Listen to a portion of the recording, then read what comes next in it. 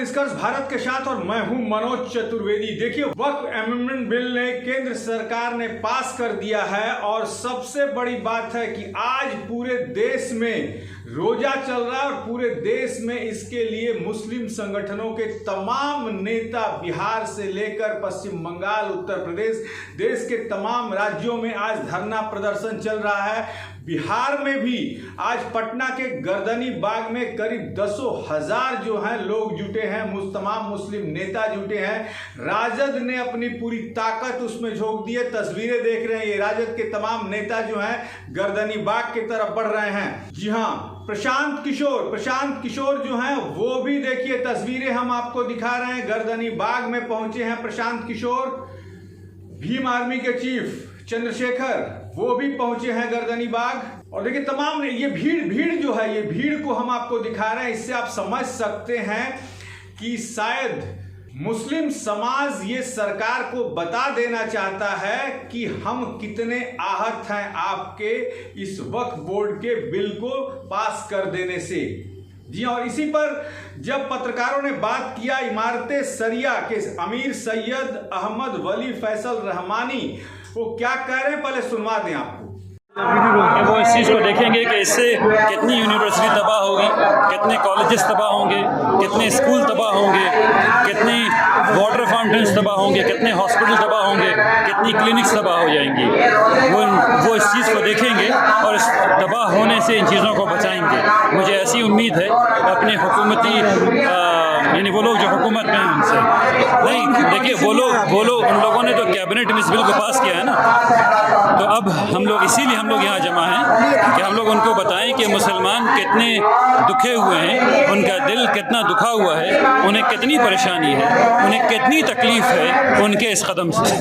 हम लोगों ने कभी उम्मीद नहीं की थी नीतीश जी से कि वो ऐसा कदम उठाएंगे। तो सुना आपने, उन्होंने कहा कि शायद प्रधानमंत्री नरेंद्र मोदी और केंद्र सरकार को ये पता नहीं है कि कितने मदरसे, कितने यूनिवर्सिटी, कितने मेडिकल कॉलेज, इंजीनियरिंग कॉलेज जो हैं वो बंद हो जाएंगे, क्योंकि वक्फ बोर्ड के पैसे से ही वो कॉलेज, यूनिवर्सिटी और मेडिकल कॉलेज, इंजीनियरिंग कॉलेज चलते थे।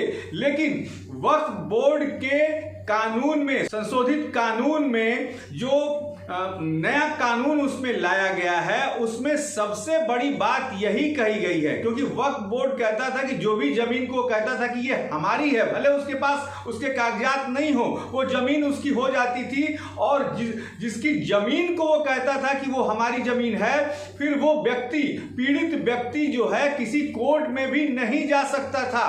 ये चेंजिंग उसमें सबसे बड़ी चेंजिंग ये की गई है। ये भी उसमें कानून में लाया गया है कि आखिर वक्फ बोर्ड के पास जो है इतनी सारी जमीनें आई कैसे, क्योंकि सेना के बाद यदि किसी के पास सबसे ज्यादा जमीन है तो वक्फ बोर्ड के पास है। तमाम जो ऐसी बातें थी जो लगता था कि नहीं इससे जो है कुछ ना कुछ गड़बड़ियां हो रही हैं, उसको संशोधित किया गया इस कानून में, नए वाले कानून में। लेकिन तमाम मुस्लिम नेता और सबका, मैं बता दूं कि सबका जो गढ़ बना हुआ है वो बिहार ही बना है, बिहार पे ही सबकी नजर है। वक्फ बोर्ड कानून के आड़ में जो है ये अब राजनीति, एक लंबी राजनीति शुरू हो गई है और ये दिखाने की कोशिश की जा रही है कि देख लीजिए प्रधानमंत्री नरेंद्र मोदी जो हैं वो मुसलमानों के दुश्मन हैं। जैसे कल जब बात आई कि प्रधानमंत्री नरेंद्र मोदी के द्वारा करीब 32 लाख मुसलमानों को जो है ईदी दी जाएगी, तब भी जो है तमाम मुस्लिम दल के जो नेता हैं वो आवाज उठाने लगे कि भाई ये कौन सा अब ये है कि आप ईदी आप देने लगे। भाई प्रधानमंत्री हैं, ईदी सबको दे ही सकते हैं। लेकिन सबसे बड़ा कारण बिहार में तमाम राजनीतिक केंद्र बनने का यही है कि बिहार में इस बार चुनाव है, विधानसभा का चुनाव है। अब कहा जाता है कि दिल्ली का रास्ता जो है वो बिहार के ही रास्ते से गुजरता है। अब देखना ये होगा कि इसमें मुस्लिम जो लोग हैं, जैसे कह लीजिए कि पासपांदा मुस्लिम जो हैं, सबसे ज्यादा गरीब पासपांदा मुस्लिम है। आजादी के 75 साल हो गए, फिर भी वही सबसे ज्यादा गरीब हैं।